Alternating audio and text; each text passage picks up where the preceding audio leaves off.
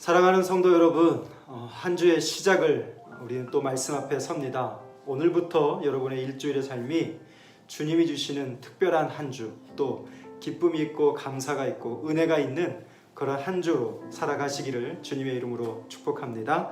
기도하겠습니다. 살아계신 우리 아버지 하나님, 코로나로 인해서 우리가 함께 모여 예배하지 못하지만 또 하나님, 우리의 방식대로 또 주님의 이름을 높이며 예배하고 오늘은 우리의 일상을 또 살아가는 첫 하루를 맞습니다. 하나님, 이 한 주도 거룩하게 하여 주시옵소서. 욕망하듯 세상을 살아가지 않게 하시고 하나님, 욕망하는 세상 속에서 하나님을 사랑함으로 살아가는 귀한 한 주가 될 수 있기를 원합니다. 오늘도 말씀으로 우리를 분별하게 하시며 깨닫게 하여 주시어서 성령의 이끄시는 그 음성대로 살아갈 수 있는 깨어있는 한 주 될 수 있도록 은혜 내려 주시옵소서. 예수님 이름으로 기도합니다. 아멘. 이사야 3장 1절에서 12절까지 말씀입니다.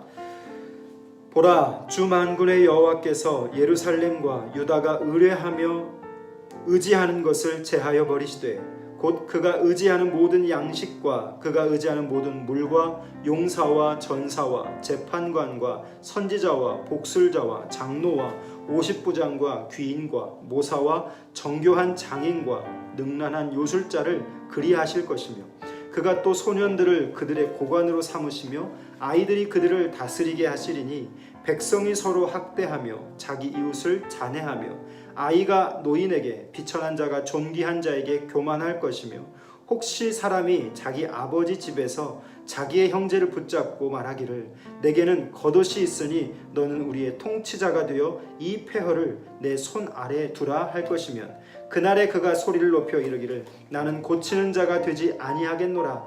내 집에는 양식도 없고 의복도 없으니 너희는 나를 백성의 통치자로 삼지 말라 하리라. 예루살렘이 멸망하였고 유다가 엎드러졌음은 그들의 언어와 행위가 여호와를 거역하여 그 영광의 눈을 범하였음이라. 그들의 안색이 불리하게 증거하며 그들의 죄를 말해주고 숨기지 못함이 소돔과 같으니 그들의 영혼에 화가 있을진저 그들이 재앙을 자취하였도다. 너희는 의인에게 복이 있으리라 말하라. 그들은 그들의 행위의 열매를 먹을 것이며 악인에게는 화가 있으리니 이는 그의 손으로 행한 대로 그가 보응을 받을 것임이니라. 내 백성을 학대하는 자는 아이요 다스리는 자는 여자들이라. 내 백성이여 내 인도자들이 너를 유혹하여 내가 다닐 길을 어지럽히느니라. 아멘. 우리는 지금 이사야 말씀을 묵상하고 있습니다. 이 유다라고 하는 사회, 공동체가 하나님을 떠나게 되고 하나님은 그들을 심판하시며 또 회복하실 것을 말씀하고 있습니다. 오늘 본문에서는요, 유다가 왜 몰락하게 되었는가를 설명해 주고 있습니다. 여러분에게 질문을 한번 드려보죠. 하나님이 가장 싫어하는 것이 무엇일까요? 우리가 잘 아는 대로 우상 숭배 있을 것이고, 오늘 말씀에 기록된 대로 보자면 1절 말씀이에요. 유다와 예루살렘이 의지해야 할 것을 의지하지 않고 의뢰해야 할 것을 의뢰하지 않았습니다. 그것은 바로 뭐냐면 이게 하나님이 가장 싫어하는 거예요. 히브리 원어에서 보면 의뢰와 의지라고 하는 이 두 단어는요, 지팡이와 막대기라고 하는 겁니다. 하나님이 우리 백성들을 돌보실 때 마치 목자가 양을 돌볼 때 필요한 도구인 지팡이와 막대기로 우리를 가야 할 길을 인도해 주시는데 우리는 그것을 의지하면 되는데 이 유다가 의지하는 것이 달라져 버린 것입니다. 변화가 되어져 버린 거죠. 변화보다는 변질이라고 하는 게 맞겠죠. 유다와 예루살렘은 하나님만 의지하고 하나님만 의뢰해야 했음에도 불구하고 그들은 하나님을 잊어버렸습니다.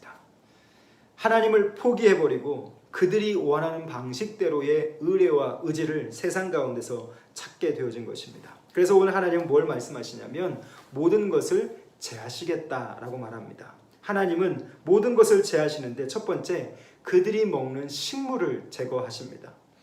생존에 필수적인 것들이죠. 마치 그들의 사회 속에서 모든 양식과 그들이 의지하는 모든 물, 그리고 용사, 군대를 그들은 또 제하게 된다라고 말합니다. 이것은 그들 사회의 안전을 지키는 장치이죠. 그것을 하나님은 제하시겠다 말합니다. 그리고 세 번째는 그들이 지도자들을 바라보고 살았습니다. 하나님을 의지하기보다 사람을 더 의지한 것이죠. 그리고 그 사회 지도자들을 주님이 제하시겠다라고 말하는 것입니다. 여기서 우리는 한 가지 고질적인 질문을 한번 해볼 필요가 있을 것 같습니다. 왜 잘못된 것을 알면서도 사람들은 스스로 고치지 못하는 것일까요? 왜 하나님을 굳이 그렇게 잃어버리면서까지 이런 심판을 당하고 어려움을 당하게 되어질까? 생각해보면 심리학에서 보자면 인간에게는 늘 불만족의 그 증후군이 있다라고 얘기합니다. 내가 어느 자리에 올라갔어도 만족하지 못하고 내가 원하던 자리에 가 있음에도 불구하고 그것이 나의 충족되지 못하는, 즉 성경적인 표현을 빌리자면 자족하지 못하는 그 불만족의 현상이 인간에게는 날마다 나타난다라고 하는 거죠. 그러면서 자연스럽게 발생하는 게 뭐냐면 하나님의 부재의 시간이 길어지고 세상이 내 안에 가득 들어와서 하나님이 주인 되지 못하고 세상이 내 안에 주인이 되어져 버리는 것입니다. 하나님을 잃어버린 자들, 왜 하나님을 잃어버릴까? 그것은 오늘 그들이 하나님으로 만족하지 못하고 있기 때문입니다. 사랑하는 성도 여러분, 오늘 한 주를 살아가는 저와 여러분이 오늘 하나님을 어떻게 우리가 바라보고 그 하나님을 내가 지금 만족하고 있는가, 주님 한 분만으로 충분합니다 말할 수 있는가 한번 깊이 생각해 볼 수 있기를 바랍니다. 이 질문에 답을 찾아보다가 성경 말씀을 한번 제가 읽어드릴게요. 예레미야 6장 10절 말씀인데, 왜 잘못된 것을 알면서도 그 하나님의 말씀을 드러내지 못하는가? 왜 인간은 하나님의 말씀을 들으면서도 그 말씀에 반응하지 못하는가? 이 답을 성경으로 찾아보자면 이렇게 성경은 증거합니다. 예레미야 6장 10절 말씀인데요. 제가 읽어드립니다. 내가 누구에게 말하며 누구에게 경책하여 듣게 할꼬? 보라, 그 귀가 할례를 받지 못하였으므로 듣지 못하는도다. 보라, 여호와의 말씀을 그들이 자신들에게 욕으로 여기고 이를 즐거워하지 아니하니. 여러분, 참 중요한 말씀입니다. 왜 하나님의 사람들이 하나님을 알면서도 그 하나님이 중요하다고 고백하면서도 그 하나님 앞에 온전하게 나아가지 못하는가? 첫 번째는 이 말씀이 증거하는 건요, 우리의 귀가 할례를 받지 못했다라고 얘기합니다. 하나님의 말씀을 들을 수 있는 수준이 되지 못하는 거예요. 다시 말하면 귀를 닫아버리고 사는 거죠. 마치 세상의 사람들에게 우리가 복음을 증거한다면 그 세상의 사람들은 귀를 닫고 우리의 이야기를 들으려고 합니다. 귀가 열어지지 않은 상태에서 오늘 그들은 듣고 있는 거죠. 그래서 성경은 들을 귀를 참 많이 말씀하고 강조하고 있습니다. 사랑하는 성도 여러분, 우리가 왜 묵상을 할까요? 듣기 위해서입니다. 끊임없이 욕망하는 내가, 끊임없이 세상만 의뢰하고 의지하는 내가 하나님을 듣고 그것을 고치고 하나님을 의뢰하고 의지하도록 듣는 작업, 오늘 그것이 묵상함의 작업인 거죠. 사랑하는 성도 여러분, 귀를 닫는 성도 되지 않기를 바랍니다. 목사인 제 입장에서도 보면요, 열심히 말씀을 준비하고 강단에 섰잖아요. 근데 귀를 닫고 그냥 처음부터 조는 분들 계세요. 기가 막힙니다. 귀를 닫아버렸어요. 들으려 하지 않습니다. 그래서 뭐라고 말씀드렸어요? 설교자의 가장 최고의 예우는 눈과 눈을 마주치는 거예요. 눈을 감고 신령한 것처럼 말씀을 듣는 거, 그런 거 없습니다. 그거 다 버리시기를 바래요. 하나님도요, 이 귀를 닫아버리는 것, 그 귀에 할례를 받지 못하는 것, 그것을 말씀하고, 두 번째는 여호와 말씀을 그들이 자신들에게 욕으로 여긴다는 거예요. 수치하게 여긴다는 겁니다. 왜 그럴까요? 왜 하나님의 말씀이 들려질 때 이것을 수치심으로 느껴지게 될까요? 그것은요, 하나님의 말씀에 책망이 있기 때문에 그래요. 하나님의 말씀에 지적이 있기 때문에 그렇습니다. 이스라엘의 역사를 보면 그 책망의 소리를 듣기 싫어합니다. 마치 자녀들이 부모의 소리를 듣기 싫은 것처럼, 나 때는 말이야 이렇게 하는 것을 듣기 싫어하는 이유는 그것이 결국 자기의 지적이 되기 때문인 것이죠. 사랑하는 성도 여러분, 말씀에는 반드시 지적이 있습니다. 왜요? 나는 항상 말씀에 비춰보면 온전하지 않기 때문에 성경은 우리에게 끊임없이 온전함을 지적하고 있는 것이죠. 오늘 이스라엘 백성들에게 하나님의 말씀은 늘 책망이 있었습니다. 지적이 있었습니다. 여러분, 그런데 그 책망을 듣게 되면 어떤 일이 벌어지는지 아십니까? 말씀이 나를 살립니다. 말씀이 나를 다시 회복시키시고 말씀이 나로 하여금 내 무너진 현장에서 일어날 수 있는 힘을 공급하는 거죠. 이스라엘 백성들은 이것을 몰랐던 겁니다. 자, 오늘 우리는 어떤가를 한번 잘 생각해 보십시오. 우리는 하나님의 말씀을 들을 때 많은 기회가 있습니다. 많은 목사님들의 많은 매체들을 통해서 하나님의 말씀을 얼마든지 들을 수 있습니다. 그런데 그 말씀들이 들려집니까? 그 말씀이 내 안에서 교훈이 되고 내 생활에 패턴이 바뀔 수 있는 능력이 되어집니까? 오늘 우리가 말씀을 묵상할 때요, 우리의 귀에 할례가 있어야 합니다. 우리의 귀에 하나님의 책망함의 목소리가 들리도록 우리는 할례의 필요성이 느껴지는 것이죠. 그것이 되어야만이 멸망하지 않습니다.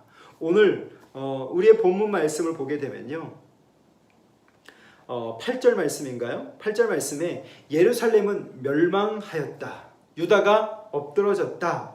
그들의 엎드러진 이유는요, 그들의 언어와 행위가 여호와를 거역했다. 여러분, 1장을 묵상할 때 제가 기억하라고 한 단어 있습니다. 패역과 거역입니다. 이것이 오늘 그들로 하여금 멸망하게 하고 엎드려지게 만든 것이죠. 하나님의 말씀이 끊임없이 들리는데 그들은 여전히 패역합니다. 거역합니다. 그들의 언어와 행위는 하나님의 구원함을 받은 백성들답게 살아가지 못하고 하나님을 거역하고 나아가고 영광을 범하는 그런 삶이 되어져 버리고 말았습니다. 왜 의지하고 의뢰하는 하나님을 포기하고 세상을 의지하게 되었을까? 지난 뉴스를 들어보니까요, 부동산 정책이 이 정부 들어서 45%가 올랐다라고 해요. 부동산 값이. 이제 저는 이런 거 별로 관심은 없는데 땅값이 그렇게 올라가고 집값이 그렇게 올라가게 되니까 30대 젊은 직장인들이 영끌이라고 하는 단어를 사용합니다. 영혼까지 끌어모아서 집을 사려고 하는 거예요. 그러면 왜 사람은 집을 사야 할까요? 안전이고요. 이것이 있어야 나는 편안하다라고 말하는 거죠. 사회가 그렇게 조장하고 있는 것입니다.